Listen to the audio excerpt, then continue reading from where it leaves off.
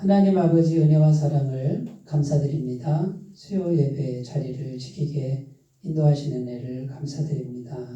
언제 어느 곳에 있든지 하나님을 항상 생각하는 우리들이 되게 하시고, 우리가 하나님을 생각할 때마다 성령님께서 우리 심령에 충만하게 임재하셔서 하나님의 영광을 경험하는 복된 삶이 되도록 인도해 주옵소서.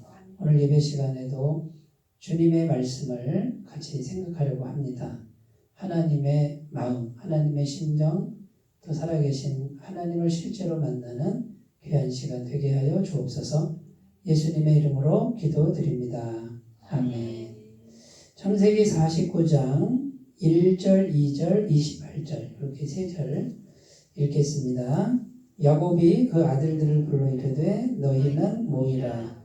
너희가 후일에 당할 일을 내가 너희에게 이르리라. 너희는 모여 들으라.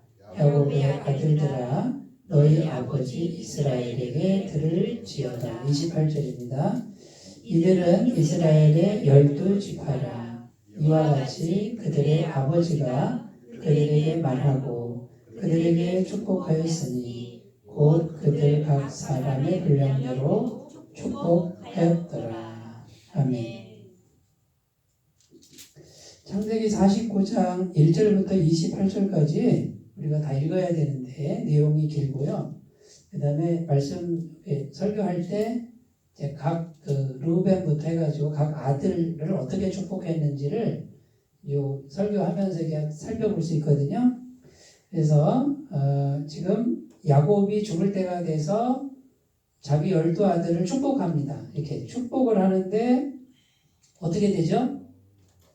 그 축복하는 대로 되는데 어떻게 돼요? 아들의 12아들만 그렇게 돼요? 아니면 그 12아들 후손들이 다 그렇게 돼요?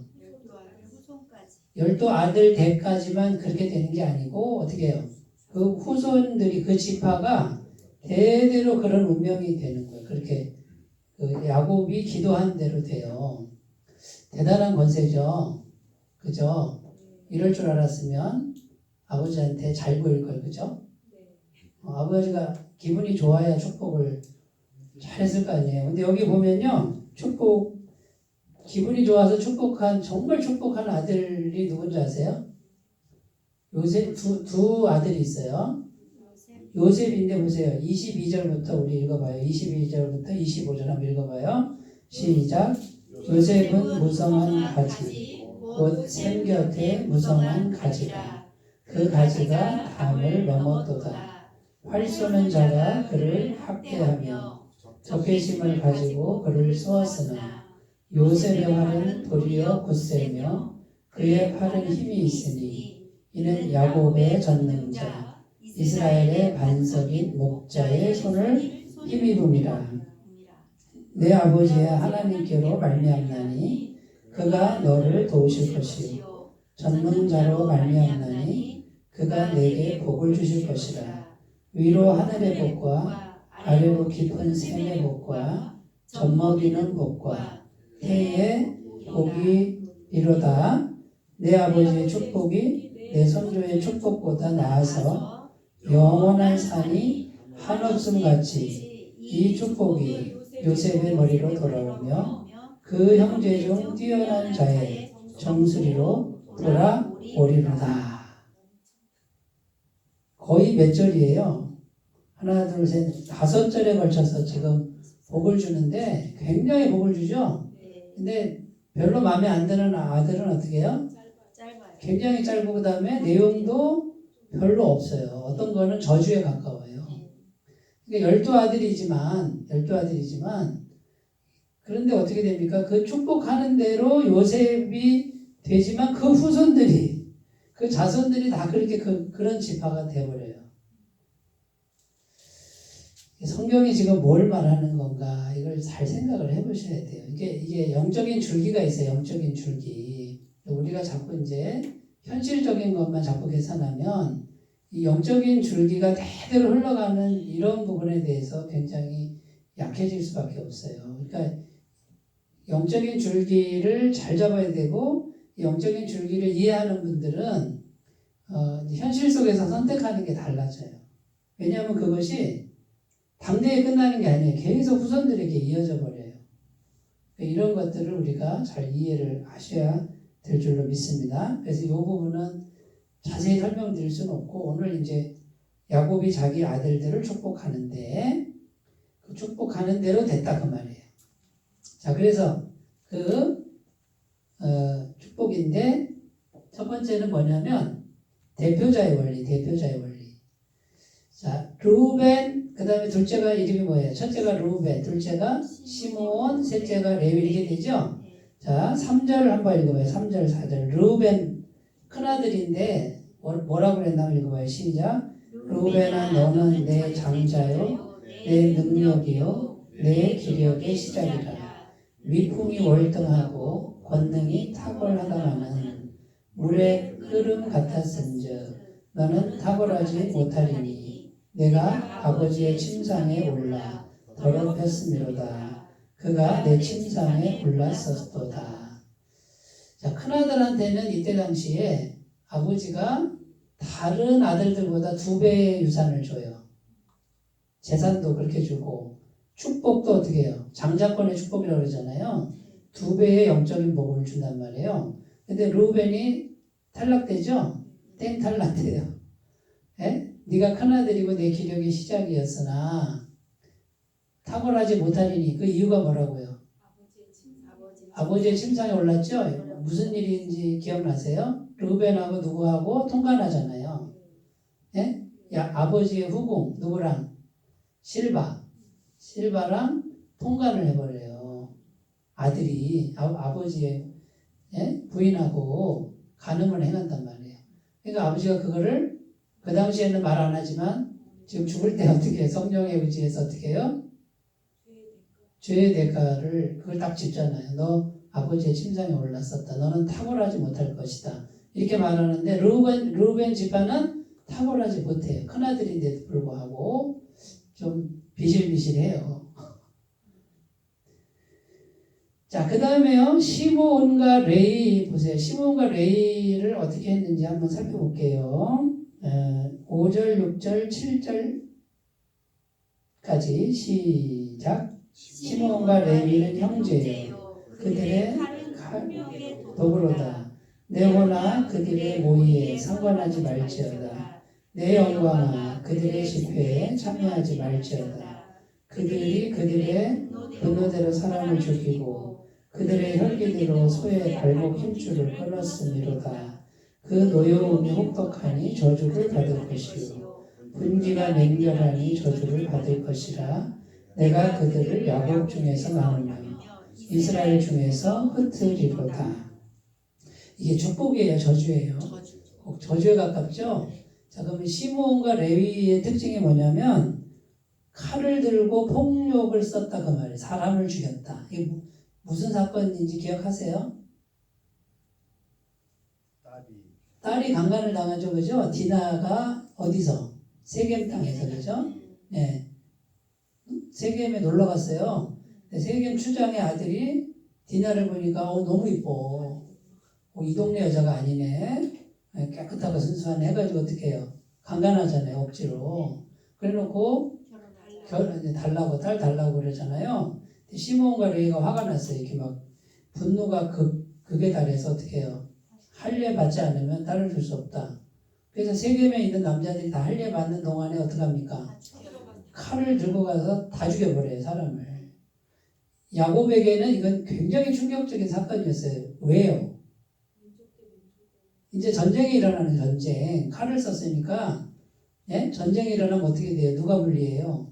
야곱은 뭐 70명, 기껏해야 뭐 몇 명 안 되고 이쪽은 세겜은 한 나라란 말이에요. 거기를 건드려 놨으니 이거 우리는 이제 다 죽었다 하고서 그 거기를 떠나서 베델로 올라가잖아요. 베델에 올라가서 또 여호와께 또 야곱은 잘한 게 뭐예요? 항상 하나님을 찾고 예배를 드리는 사람. 그러니까 하나님 은혜를 또 입어요. 아무 일도 안 일어나요. 그거를 기억했다가 지금 마지막 죽는 순간에 성령께서 주시는 시므온과 레위는 저주를 받을 것이다. 이렇게 돼 있단 말이에요. 7절에 그 노여움과 혹독하니 저주를 받을 것이요. 그 다음에 야곱 중에서 나누며 이스라엘 중에 흩트리라 이렇게 돼 있죠. 시므온이 두 개로 나뉘어지는 거 아세요? 시므온이 한쪽은 유다 지파 경내에 새들어 사는 사람처럼 살고 저 북쪽에 이렇게 나뉘어지고 레위 지파는 땅이 있어요, 없어요? 없어요. 전국에 다 흩어지죠? 예. 이게 어떻게 보면은 저주인데, 자, 제가 오늘 말씀드리고 싶은 게 뭐냐면, 자, 대표자의 원리 첫 번째는 뭐냐면, 르우벤 지파의 후손들은 다 르우벤처럼 되는 거예요. 시므온 레위 지파의 후손들은 시므온 레위가 받은 대로 그렇게 되는 거예요. 이게 대표자의 원리. 대표자가 중요한 거예요. 그 다음 유다 지파는 칭찬을 받아요. 요셉 지파와 유다 지파가 칭찬받는데 유다 지파 읽어볼게요. 유다 지파. 어디냐면요. 10절 말씀 읽으면서 10절 시작. 규가 유다를 떠나지 아니하며 통치자의 지팡이가 그 발 사이에서 떠나지 아니하기를 실로가 오시기까지 이르리니 그에게 모든 백성이 복종하리로다. 여기 규가 뭔지 아세요? 통치자의 지팡이를 말하는 거예요. 그러니까 유다 후손에서는 뭐가 나온다? 왕이 나온다. 왕. 유다 지파에서 다윗이 나오고 다윗의 후손에서 누가 나와요? 예수님이 나와요. 예수님. 만왕의 왕이신 예수님이. 이해가 되시죠? 그러니까 유다라고 하는 아들이 있는데 그 후손이 뭡니까? 통치자의 후손이다. 그 말이에요. 그러니까 대표자가 이렇게 중요하다. 대표자가. 조금 더 볼게요. 13절에 스불론 읽어보세요. 스불론 시작. 스불론은 해변에 거주하리니 그곳은 배 매는 해변이라. 그의 경계가 시돈까지 이르다. 스불론은 지중해 그 이쪽 북쪽 스불론 바닷가에 산단 말이에요. 근데 배가 나오죠. 배로 무역하는 그 지파가 돼요. 근데 이게요. 나중에 가나안 땅 정복하고 어떻게 합니까? 땅 분배 받을 때 그대로 성취가 돼요. 희한하게 제비를 뽑는데 스불론이 바닷가, 지중해 바닷가에 땅 분배를 받아요.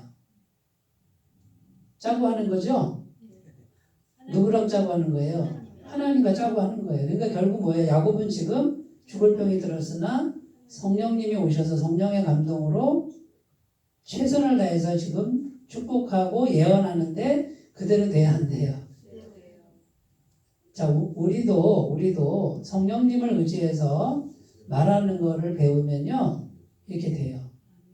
이걸 믿으셨으면 좋겠어요. 근데 우리가 성령 충만하지 않기 때문에 함부로 말할 수는 없는데, 하나님의 영이 내 속에 오셔서 감동을 주시는 대로 말을 하잖아요?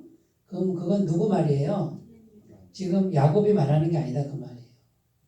근데 그대로 되고요. 이사갈 보세요, 이사갈은 14절 시작. 이사갈은 양의 우리 사이에 꿇어 앉은 건장한 나귀로다. 여기는 이제 농사 짓는 이야기죠.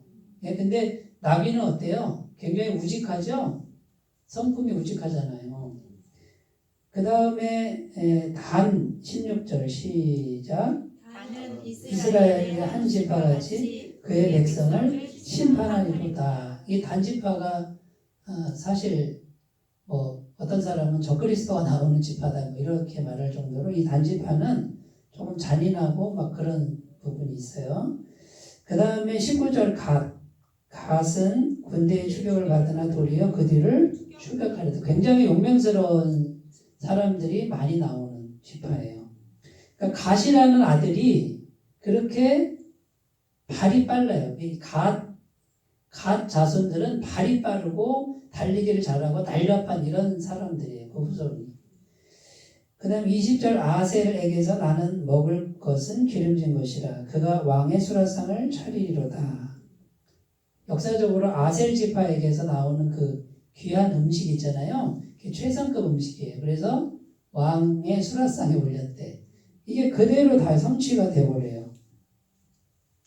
21절 납달리는 노인 남사슴이라 아름다운 소리를 바라는도다. 납달리는 뭐 하는 거예요? 음악.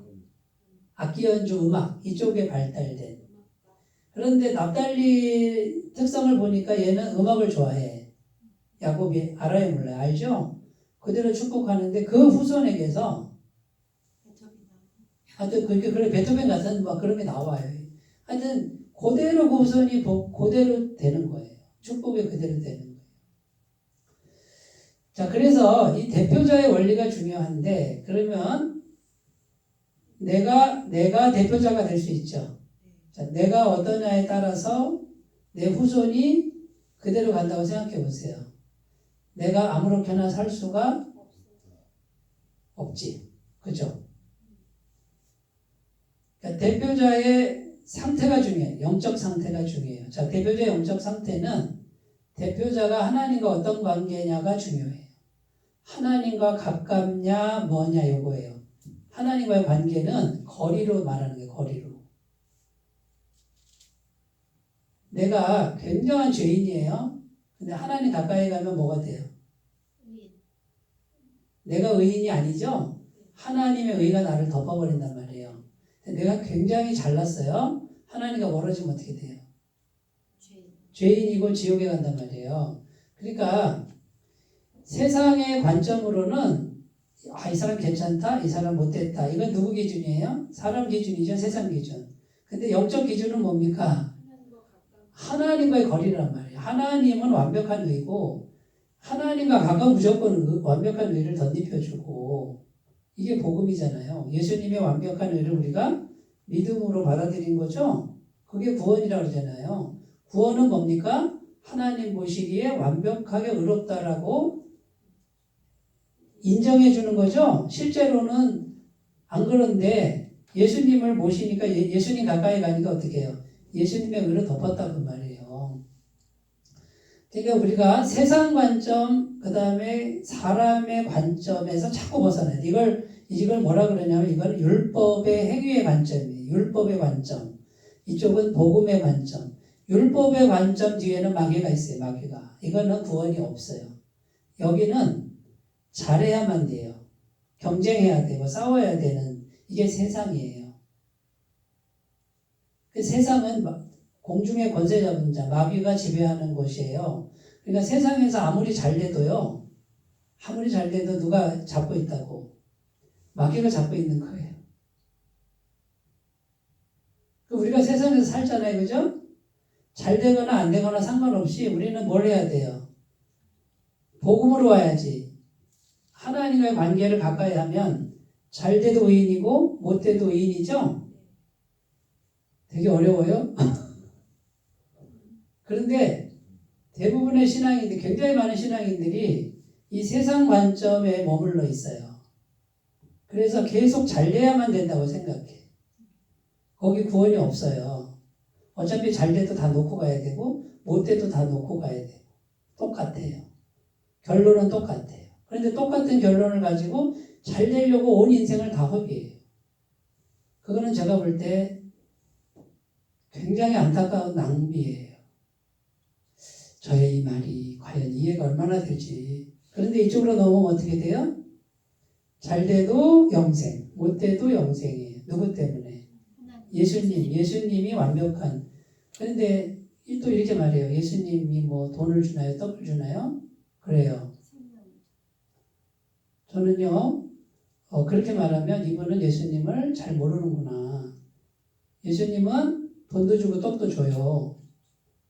아니, 자신의 전부를 주신 분이 그까짓 거 안 주겠어요? 제가 지금 그까짓 거라고 한 거 용서하세요. 근데 영원한 생명에 비해서 이거는 그까짓 거밖에 안 되는 거예요. 이 세상 거는. 근데 이게 지금 그까짓 거라고 여기서는 그까짓 건데 여기서 너무 귀하거든. 그러니까 이게 귀하다고 이게 최고로 알고 사는 거예요. 예수님이 없으면 계속 배고픈. 예수님을 안 믿는 것도 아니야. 믿는데 예수님이 생각보다 그렇게 도움이 안 되는 것 같고 굉장히 작은 것 같은 이 믿음에 머물러 있기 때문에 그러니까 이 믿음이 이렇게 자라고 영이 열리려면 성령께서 오셔서 이걸 자꾸 눈을 열어줘야 되고 그 다음에 이게 현실보다 예수님이 계신 이 세계가 현실보다 더 강력한 세계라는 거. 보이는 현실은 다 여기서부터 왔다라는 거. 이게 확실히 믿어지지 않는 한은 계속 이 세상에 있는 율법의 세계, 경쟁의 세계, 1등 해야 되고 내가 앞서가야 되고 치열하게 내가 계속해야 되는 이 저주의 세계 이거는 율법의 저주라고 그랬단 말이에요. 끊임없이 뭔가를 해야만 내가 살아남을 수 있다라고 하는 이 생각 속에 매여 사는 이 세상은 율법의 저주라고 말이에요. 저주 아래 있는 거예요. 그러면 우리가 이 세상에 몸담고 있지만 이 저주에서 벗어나야지. 그거 없이도 내가 살 수 있어. 얼마든지. 하나님의 은혜로 얼마든지 살 수 있어. 하나님 은혜 속에 오면 부족함이 없어. 자, 제가 이렇게 말씀드리면 부족함이 없대. 다 재벌되나 봐. 재벌 아니에요. 그러나 부족함이 없어요. 그런데 여기에 매이지 않아. 자유한 세계로 넘어와요. 내가 이 세상에 살아도. 제가 말씀을 잘 드리고 있는지. 근데 이게 굉장히 중요해요. 근데 여기서 이쪽으로 넘어오는 것이 하늘의 별 따기예요. 제가 지금 제가 이렇게 하는 말이 어떤 분은 그닥그닥 맞아 아멘 아멘 이렇게 되는 분이 있는데 어떤 분은 저게 뭔 소리야. 뭐 알쏭달쏭한 소리고 맞지 않는 소리 같은 소리를 하네. 이렇게 생각될 수밖에 없어요. 왜요? 예수님이 살아계신 분이 되기 전에는 이분이 현실적으로 내게 정말 현실적인 분이 되기 전에는 이게 안 믿어져요. 내가 아무리 얘기를 해도요. 믿어지지 않아. 그리고 이게 피부로 경험을 일단 하셔야 된다는 거죠. 자, 대표자의 원리. 그러니까 우리가 내가 대표자가 될 수 있어요. 내가 복음의 세계로 넘어온 사람, 하나님과의 관계로 넘어오면 내 후손이 전부 다 나 같은 복을 받아요. 그런데 내가 이 세상에서 치열하게 살잖아요. 그럼 내 후손도 계속 치열하게 살아야 돼. 자, 그러면 우리는 누구를 대표자를 모실까요? 나의 대표자를 누구를 모셔야 할까요? 예수님을 나의 대표자로 모십시오. 자, 예수님이 나의 대표자예요. 그러면 어떻게 해요? 예수님 뭐라 그래요? 내가 너의 죄를 다 해결했어. 그 다음에 내가 너의 생명을 영생으로 바꿔줄게. 그 다음에 내가 너의 모든 것을 책임져 줄게. 대표자를 모신다 이 말은 예수님이 나의 주인이 된다 그 말이에요. 따라가 보시면 이것이 거짓말이 아니라는 것을 알게 돼요. 그런데 이제 문제가 뭐냐면 예수님 따라가면 다 그럼 성공하고 재벌됩니까? 이렇게 딱 고착돼 있으니까 아니요. 그건 아니에요. 세상에서 말하는 그런 거는 아니에요. 그러나 부족함이 없고 넉넉해요. 굉장히 자유해요. 평안해요. 매이지 않아요. 여러분 이쪽으로 넘어오셨으면 좋겠어요. 자, 사울과 다윗이 있어요. 사울과 다윗. 사울이 왕이었을 때는 어떻게 해요? 이스라엘 나라가 굉장히 힘들죠? 둘 다 똑같이 40년씩 왕 노릇을 하는데 다윗이 왕이 됐을 때는 사울이 다 말아먹은 거 다윗이 다 회복하잖아요. 그죠? 이스라엘이 작은 나라라도 최고의 강대국이 돼요. 대표자가 누구냐에 따라서 그 공동체가 전체적으로 바뀌어요. 여기 다 일하시는 분들이잖아요. 다 대장님들이시잖아요. 그죠? 네? 장자 들어가잖아. 사자 장자가. 자, 그러면 내 공동체는 누구 닮았다고요? 나 닮았어요. 그러니까 내 공동체에 벌어지는 일들을 가지고 결국 뭘 봐야, 누굴 봐야 돼? 나를 봐야 돼, 나를. 내 속에 있는 게 펼쳐지는 거예요.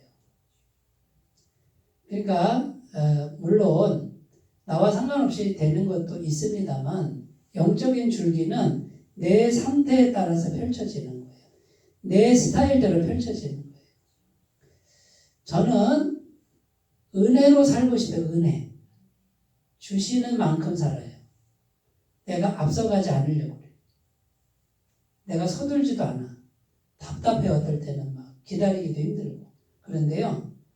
기도를 하고 소원을 아뢰고 있으면 하나님이 하신다 안 하신다? 하시는 만큼만 가요. 그런데 부족함이 없어요. 이렇게 가셨으면 좋겠어요. 그런데 뭐 하나님이고 뭐고 없어. 내가 막 저기를 급해서 막 내가 막 가야 돼. 이때부터 이제 힘든 일이 발생해요. 그렇게 가시려면 가세요라고 하면 안 되지. 안 갔으면 좋겠어요. 하나님을 신뢰하고 하나님에 대해 하나님이 주시는 만큼. 그러나 내가 열심히는 하죠. 열심히는 하는데 내 속에서 뭐예요? 어떻게 생각해야 돼요? 하나님이 허락지 않으시면 안 됩니다. 라는 고백을 계속 하시면서 하시라 그 말이에요. 욕심 부리지 말고 무리져 두지 마시고. 사도행전 2장 42절 내용이 뭐냐면 초대교회예요. 성령이 임하고 초대교회 사람들이 교회에 모였어요. 지구상에서 가장 성령 충만한 공동체. 자기 재산을 얻다가 교회에다 다 갖다 놓고 가난한 사람 다 나눠주는. 세상에 이런 공동체가 어디 있어요? 성령이 오시면 그렇게 돼요. 성령이 오시지 않으면요 절대 한 푼도 못 내놔요. 내 걸 왜 줘? 내가 피 땀 흘려 고생한 걸 왜 줘? 이거 다 내 거지. 이 마음이 꽉 차지 어떻게 재산을 내놔요? 그런데 초대교회 공동체는 자기 재산을 팔아서 하나님께 드렸다 이 말이에요. 근데 42절에 보면 뭐라고 되어 있냐면 조건이 뭐냐면 사도의 가르침을 받아 이렇게 되어 있어요. 맞죠? 2장 42절. 네, 읽어보세요. 그들이 사도의 가르침을 받아 서로 교제하고 네. 떡을 떼며 오로지 기도하기를 힘쓰니라. 자, 그러면 이 초대교회 공동체의 지금 대표자가 사도들이죠? 사도의 가르침을 받아 이렇게 돼 있어요. 그러니까 사도의 가르침이 말하자면 영적 상태인 거예요. 사도들의 상태에 따라서 그 공동체가 이렇게 됐다고 말이에요. 대표자가 누군가가 중요하다 그거죠. 자, 히딩크 감독 아시죠? 네. 우리가 그 전에 월드컵에 쭉쭉 떨어졌단 말이에요. 근데 대표자가 바뀌어서 누구로? 히딩크로 바뀌었단 말이에요. 대표자가 지금 뭘 가리켜요? 축구를 가리키는데, 지도하는데, 기술만 가리킨 게 아니다 그러잖아요. 히딩크는 뭐부터 했대요? 체력. 전반 45분, 후반 45분인데 90분인데, 연구를 해보니까, 히딩크가 연구를 해보니까, 90분 중에, 한 60분, 아니면 70분 정도 딱 되니까 한국 선수들이 급격히 체력이 떨어지더라 이거예요. 근데 유럽 선수나 외국 선수들은 체력이 있으니까 거기서 볼을 먹더라 그거죠. 그래서 히딩크가 어떻게 해요? 90분을 풀가동해도 지치지 않는 체력을 축구 기술 이거보다도 체력 훈련을 그냥 무진장 시켰대잖아. 대표자에게 주는 그 권한을 가지고 대표자가 했을 때 어떻게 돼요? 4강 신화를 이뤘잖아요. 근데 감독이 선수들을 지도를 하는데 선수들 중에 왜 저렇게 하는 거야? 아유, 기술을 가르쳐 줘야지. 뭐 맨날 이렇게 뛰기만 하고 말이지. 체력 훈련만 하네. 그리고 말 안 들어. 되겠어요? 안 되겠어요? 내 뜻에 안 맞아도 누구 말 들어야 돼요? 대표자 말 들어야 돼요. 대표자 말. 이 사람이 전문가잖아요. 네? 그러니까 세워진 영적 권위자가 있다 그 말이에요. 그러면 공동체를 끌고 가는 건 어쨌든 누가 책임지는 거예요? 대표자가 책임을 지는 거예요. 그리고 대표자가 하나님께로부터 받은 은사가 있어요. 계급을 말하는 게 아니라 하나님이 부여하신 은사가 있단 말이에요. 고유한 은사, 고유한 전문성, 그거를 인정해 줘야 된다 그 말이에요. 그러지 않으면 공동체가 설 수가 없다. 그 대표자가 제대로 할 수 있도록, 그 대표자가 할 수 있도록 따라주고, 이해가 안 돼도 따라주고, 그리고 결과를 보고 얘기를 해야지.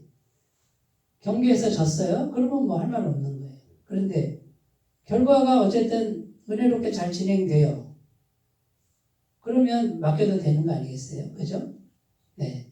그러니까 우리가 어쨌든 우리는 나도 대표자고, 자, 공동체에도 대표자가 있고, 그 다음에요. 궁극적 대표자는 누구다? 예수님을 대표자로 모시고 우리가 살아갔으면 좋겠습니다. 자, 두 번째, 이제 48절, 28절 내용에 보면 끝부분에 보면요. 그들에게 축복하였으니 곧 그들 각 사람의 뭐대로 분량대로 축복하였다. 이렇게 돼 있죠? 이 각 사람의 분량대로의 뜻에 두 가지 뜻이 있어요. 하나는 뭐냐면 성품에 따라 다르게 축복했다. 또 하나는 재능에 따라 축복했다. 자, 성품에 따라 이렇게 되어 있는데 여기 보시면 이사갈 같은 경우는 건장한 나귀다 그러죠? 네. 힘이 있는데 나귀는 굉장히 온순해요. 그러니까 이 사람은 성품이 우직하고 온유해요. 그러니까 어디에 맞아요? 농사에 맞는 거예요. 납달리는 뭐예요? 납달리. 노인 암사슴 그러잖아요. 굉장히 자유로워. 막 자유롭게 뛰어다니는 사슴 같아. 그러니까 예술 쪽에 맞다 그 말이에요. 그러니까 성품에 따라. 그러니까 하나님은 우리의 성품을 보시고 성품에 맞게끔 일을 맡겨요. 제 친구가 있는데 목회를 해요. 예? 그런데 그 친구랑 사모님을 보면 저 사람들은 도대체가 목회자로서 제가 교만하게 평가하면 어떻게 목회를 하려고 저런 성품 가지고 어떻게 할까 그랬어요. 그랬더니요, 세상에 하나님 얼마나 은혜로운 줄 아세요? 그 성품에 딱 맞는 자리에 갖다 놔요. 저는 왜 여기 있을까요? 여기에 딱 맞는 성품이기 때문에 목회를 하는 거예요. 저는 목회밖에 할 게 없어요. 다른 거 할 줄 아는 게 없어. 이거 하지 말라 그러면 저는 이 세상에 있을 필요가 없어. 이거는 재밌어요. 저는 막 완전 힘들 때도 있지만 그렇게 힘들지 않아요. 마음이 괴롭지 않아요. 그냥 즐거워요. 왜 그럴까요? 하나님 내게 주신 그 성품에 맞아요. 그러니까 억지로 할 필요 없어요. 저는 예전에 이제 청년들 막 억지로 시키고 그랬는데 그거 회개해요 지금. 왜 그랬을까? 그냥 너한테 맞게끔 해라 이렇게 돼야 되는데 그냥 다 그냥 싸잡아서 막 내 주머니에 다 넣으려고 했었던 적이 있었단 말이에요. 지금은 그걸 그렇게 하면 안 된다는 걸 제가 잘 알고 있죠. 근데 자기 성품에 따라 하나님이 모난 성품은 거기에 맞게끔 또 하나님의 은혜는 그래요. 내 생각에는 아유 저런 성품 진짜 꼴보기 싫고 막 이렇게 되는 사람도 하나님은 안 그러셔. 그 사람이 딱 맞게끔 거기다 갖다 놔. 그 사람도 쓰임 받을 때가 있어. 제가 담임 목사님을 여러 번 모셨는데요. 굉장히 무서운 분. 진짜 막 이렇게 눈도 못 쳐다볼 정도로 무서운 분이 있었어요. 그런데 교회가 막 성장해요. 몇천 명씩. 이상하다. 내 기준으로 저분은 절대로 교회가 성장하면 안 되는 분인데 성장을 해. 왜 그럴까요? 그러니까 사람의 기준하고 하나님 기준이 달라요. 그러니까 이게 이제 조직이 커지면 좀 카리스마적인 리더십이 필요하긴 해요. 그게 없으면 조직이 안 서요. 그러니까 그 자리 가보면 또 알게 되는 그런 게 있고요. 그래서 어쨌든 성품에 따라 갈라디아서 5장 21, 23절은 신의 성품이죠. 성령의 성품. 사랑과 희락과 화평과 오래 참음과 자비와 양선과 충성과 온유와 절제니. 근데 그 신의 성품이 우리에게 들어올 수 있다 없다? 어떻게 들어와요? 성령이 어떻게 들어와요? 예수님의 십자가 보혈, 완벽한 죄사함을 믿고 예수님을 영접하면 성령이 들어오신다. 성령님과 계속 교제하고 대화하는 훈련을 하시면 성령의 열매가 맺힌다. 사랑의 열매, 희락의 열매, 화평의. 그래서 내 성품이 누구의 성품으로? 신의 성품으로 바뀌어가는 거예요. 이게 성화의 과정이고 내 성품이 신의 성품으로 바뀌어가는 것만큼 내게 축복이 이루어져요. 사람들이 또 그래요. 굉장히 현실적인 분들. 성품 바꾸면 돈 나와요? 돈 벌어요? 예, 돈 법니다. 성품이 바뀌는 만큼 축복이 오니까. 그런데 이게 믿어져야지. 성품 바꾸는 건 실제적으로 도움이 안 되는 것 같아. 그러니까 이 노력은 안 해. 어떻게든지 성품을 악착같이 괴팍하게 해서 돈만 긁어먹으면 된다고 생각해. 예, 이거는 저주의 길이에요. 성품을 바꾸는 게 축복의 길이다. 고린도전서 3장 1절이 뭐냐면요. 세 종류의 사람이 나와요. 육에 속한 사람, 육신에 속한 사람, 신령한 사람. 신령한 사람은 성령 충만한 사람 말하는 거고 육신에 속한 사람은 뭐냐면 성령 받아서 거듭났는데 아직 마음속에 육적인 걸 못 다스려요. 그러니까 구원받았으나 어린아이 같은 사람. 마음이 시키는 대로 따라갈 수밖에 없는 연약한 내면을 가진 분. 이게 육신에 속한 사람. 육에 속한 사람은 불신자를 말해요. 하나님을 모르는 사람.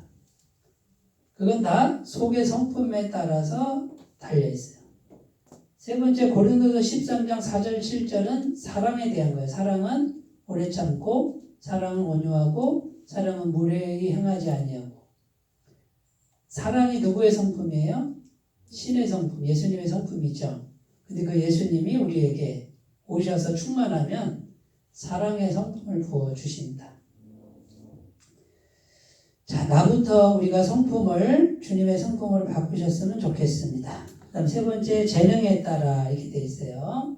여기 보면은 뭐 악기 연주하는 사람 재능이 있으니까 재능대로 축복하고, 그 다음에 유다는 왕이 되죠. 전쟁 잘하면, 싸움 잘하면 너 싸움 잘하는 장수가 되라 그러고 그렇게 한단 말이에요. 농사 짓는 사람은 농사 기술이 있으니까 하라 그러고, 무역하길 좋아하는 스불로는 그거 재능에 따라 시켜요. 자, 그러면 어느 재능이 제일 좋은 거예요?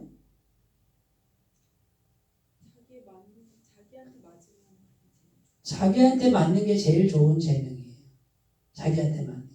그러니까 비교할 필요가 없어요. 복음의 세계로 오면 비교가 없어지는 거예요. 이쪽 율법의 세계는요, 비교해요. 계속. 올라간 사람과 안 올라간 사람 자꾸 비교하고, 옆에 있는 사람 비교하고, 이 비교의식은 율법 안에 있다는 거예요. 죄 아래 있다는 증거예요. 그럼 복음으로 오면 뭐가 되냐면 하나님과 나와의 관계만 생각해요. 하나님은 나를 몇 프로로 보셔요? 100%로 본다면 전부로. 그러니까 나는 다른 사람과 비교할 필요가 없어. 너는 너대로 살아. 아파트 100평 샀어? 이번에 뭐 복권 당첨됐어? 그래, 너 너대로 살아. 나 한 달에 뭐 50만 원밖에 못 벌어. 그래도 어떻게 해요? 그래도 나는 내게 주어진 길을 가는데 비교를 안 하는 거예요. 이게 복음의 세계예요. 이해가 되세요? 그러니까 뭡니까? 당신은 당신대로 인생을 사세요. 이래도 한 세상, 저래도 한 세상인데 나는 당신을 부러워하지 않습니다. 나는 내게 주신 길을 가겠습니다. 이게 복음의 세계예요. 그러나 하나님은 나에게 전부입니다. 율법에서 복음으로 넘어오는 건요, 천재지변이 일어나야 돼요. 쉽지 않아요. 제가 지금 설명드리는 게 이해가 되시는 분은 복음 안에 오신 분들이에요. 근데 이게 이해가 안 되거든. 그리고 이해됐다가도 현장에 딱 가면 또 비교하고 있어. 경쟁하고 있어. 그게 아직도 길들여졌어요. 평생 율법에 길들여져 있어가지고 율법의 세계에서 사는 방식으로 다 평가를 하고 있으니까 복음의 세계가 이해가 안 되는 거예요.